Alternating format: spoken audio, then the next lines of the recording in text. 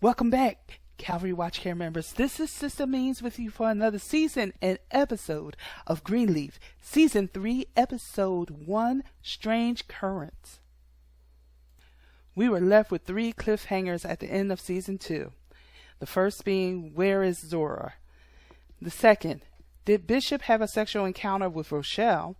And the third, will the relationship between Charity and Jabari last? Zora was located with Isaiah in a hotel room 10 miles shy of the county line. Needless to say, Jacob is livid about the whole situation, and apparently Carissa and Jacob are not on the same page as far as disciplining Zora. And Zora, being Zora, is being the typical teenager and still with the flippant responses, what have you, causing Jacob to take extreme measures to show that they're serious about her attitude adjustment being required. Bishop and Lady Mae Greenleaf have had dueling affairs. So despite being married for almost 45 years, 4 children, and building a mega church, they have major problems in their marriage. But what makes this worse is that Bishop tried to impress upon Lady Mae that what she did was far more egregious than what he did, because he had a one-time affair with her sister, but he confessed it right away. And what she did was far more egregious, because she had an ongoing relationship with his best friend, Lionel Jeffries, and she didn't confess it. He figured it out after Lionel visited with them at the mansion. So he's been treating Lady Mae poorly, and after a while she gets tired of the treatment, and she decides to find out from her sister what really went on, and hear what Mavis had to say. One time? Is that what he told you? One time? Really? Mae, I can't even count the times I threw your husband out of here. You stop. After speaking with Mavis, Lady Mae returned home and told Bishop he had to go. And he left and contacted Rochelle Cross and met her at the Biltmore.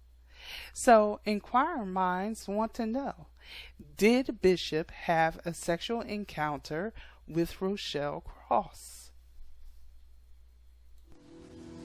I'm still married. But she threw you out. I'm married to God's vision of the man I'm meant to be. Whew. He did not yield to temptation. However, it wasn't because he wasn't being tempted, because Rochelle's doing the most. And she's even trying to take liberties, coming to his office unannounced, trying to bypass Corinne, trying to take the mail off of Corinne's desk. And there's a reason why she's trying to go through that mail, but that's not revealed to us until a later episode. Anyway, behind closed doors, Bishop winds up telling her, hey, I apologize for calling you after having that blowout, and that was inappropriate. We shouldn't spend any time together outside of the church. And she says, oh, Bishop, you're such a wonderful man. I'll do anything for you, including giving you space. While they're having this conversation behind closed doors, Grace comes in, exchanges pleasantries with Corinne, and then inquires about her father's availability. Corinne says he's not busy at all. He's in his office. Go right on in. That was shady, Corinne. You know it was shady. Nevertheless, it was funny. So Grace opens the door, And to her surprise, Rochelle crosses there and they're on the couch. It's not him behind the desk and her sitting in the guest chair in front of his desk. They're on the couch. And they're not in a compromising position. However, it's very awkward. And then they're both acting suspicious. So Rochelle jumps up and says, I was on my way out. And Bishop jumps up and says, I'll see you later in church. Grace winds up inviting her father for coffee. And she tries to get to the bottom of this. But when she makes an inquiry to whether there's any validity to the accusations about the extramarital affair that he had with Mavis, he tells her to stay out of it and mind her business, which lets Grace know that, yes, Auntie was not lying. She reaches out to her siblings to try to find out a way to reunite her parents. They realize that Grace has information that they don't. And Grace is forced to spill the beans. But then she tries to persuade Jacob to talk to their mother and have Lady Mae forgive their dad so that he can come back home. Jacob says, no can do. After what that man put me through when I had my little slip-ups, he gets what he deserves. I'll check up on Mom just to check up on Mom, but I am not going to put in a good word for him. So Charity says, hey, you need to fix this because prior to you coming home, Auntie and Mom weren't even talking. When she can't get any resolve with her siblings, she appeals to her boyfriend. This Rochelle Cross woman, she's gotten awfully close with my father, and I feel like she's trying to cozy up to me, too. What do you think she wants? I don't know, but I feel like she's trying to come between my parents. Grace attempts to show her mother some empathy for all that she must be experiencing with what's going on in the marriage between her and Bishop. But what winds up happening is in classic Lady Mae style. She rebukes Grace and blames her for everything. And it winds up being a heated exchange. Oh, a little confused. I didn't make Zora run away. I didn't make Kevin gay, and I certainly didn't send Daddy out the door to Auntie. Now what did I do, huh? Bang around this family like a bull in a china shop until everything's broken, acting like it's God's work. In this family, it is. Charity is forced to come back home from the tour early because Kevin's back. And he is saying that he's ready to be a father. He's demanding to see baby Nathan. And he's talking about custody in court. So Charity has rushed home to deal with this, and on her way home she learns about Zora being missing. But they're having several exchanges throughout this episode, but the bottom line is Kevin is a more virile Kevin. He's not being passive at all. He's being quite aggressive with her, and he gives her an ultimatum. It's not gonna be a we'll see. Excuse me? You either leave him with me or you stay, but you're not taking my son across state lines. That's kidnapping. After reviewing the mail, Bishop finds that he has a notice from the IRS. It's demanding $2 million within 90 days. And he goes to Lady Mae, requesting that she stands with him as a united front, at least until the IRS audit is over. She says no can do. And they wind up having an exchange that leads to Bishop saying, well, I'll come and pick up my things in the morning. She says, I really don't care what you do. It is Sunday morning and Lady Mae opts not to go to church. And when Grace inquires, she said, I can't even. So she wants to spend time at the park and going to lunch. She ends up at not Calvary, but Triumph. She catches the tail end of Jacob's sermon. While she is peeping through, Tasha comes along and she's working hospitality, working with the refreshments. Lady Mae is appalled because after all, Tasha was the first lady and this is all she can do. Then Tasha tells her this horrific tale about First Lady that gets ousted by the church because her husband, the pastor, falls in love with a younger woman. And she tells her this horrific tale of what befalls this particular first lady who's been ousted from the church.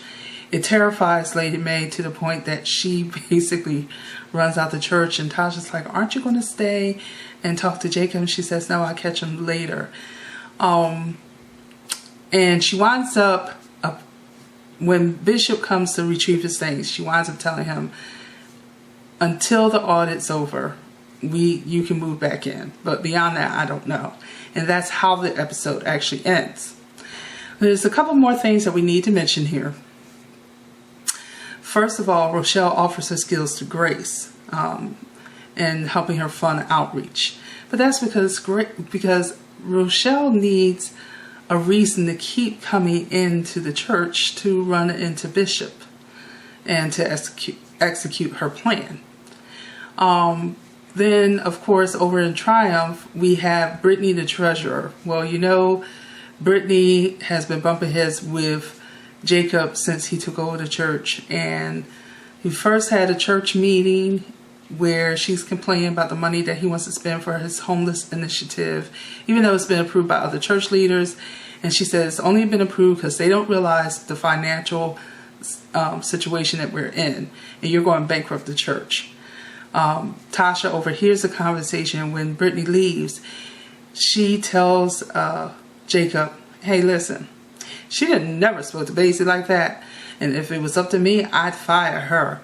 And so he has a conversation with Carissa about it. Carissa's like, slow down, because she knows that he's got a lot on his plate, especially dealing with Zora and what have you. And she said, let's talk about it some more, because I don't think you need to actually fire her. So the next Sunday, where he's kind of off his game because he's so focused on what Zora may or may not be doing, he's a little off. And he's in his chambers with Carissa when Brittany knocks on the door and says, are you all right? And he says, I'm fine. Why? She said, you seem a little off your game, and I'm not the only one that noticed, because others have noticed too. Collections are down. And he fires her on the spot. Carissa's like, I thought we were going to talk about this. And he says, well, you know what Tasha said. And I'm like, So we already see that Grace doesn't trust Rochelle. And, you know, Carissa doesn't trust Tasha. And, you know, by her being the first lady and wanting that type of praise and accolades and honor, you know, it just doesn't sound good that he's looking to Tasha when she's supposed to be first lady. And also, what I forgot to tell you was when Lady Mae doesn't go to church, Grace is actually sitting in the audience in the congregation while Sophia is up on the pulpit. So Deacon Sykes is sitting behind her, and she said, I take it Lady Mae's ill since she's not in church today. Grace doesn't know what to say, so she says, you know what, she's got a cold. And what happens is that Charity finished Sermonic Selection. Usually she hugs her father after the Sermonic Selection, but after learning about his affair with Mavis, she backs off when he goes to embrace her. When he actually approaches the pulpit and starts speaking, he offers the excuse that Lady Mae is with relatives. And so Deacon Sykes basically lets Grace know that she's been caught in a lie. And that was basically it for this episode. Now, the biggest thing that we can learn from this is that, you know, it doesn't matter whether you're, you know, in the church or outside the church. Anyone can have problems, and everyone's human. The bottom line is not to let the pride get to you. And we have constantly seen throughout this episode pride that Lady Mae and Bishop are exuding. You know, they're angry with one another. They're not talking to one another, and they're talking at each other. So it's a total communication breakdown. And you see the same thing going with Kevin and Charity, because even though Kevin's back, he should see his son, yes. But I can also understand Charity's point. You ran away, now you're back. What can be trusted? But they still need to work together and co-parent. We may be seeing the beginning to the end with Darius and Grace just because of their interaction. You know, she's always looking for support that he's not willing to give. And I'm just curious as to see what information, if any, he's going to offer her in regards to Rochelle. Well, until next time, bye.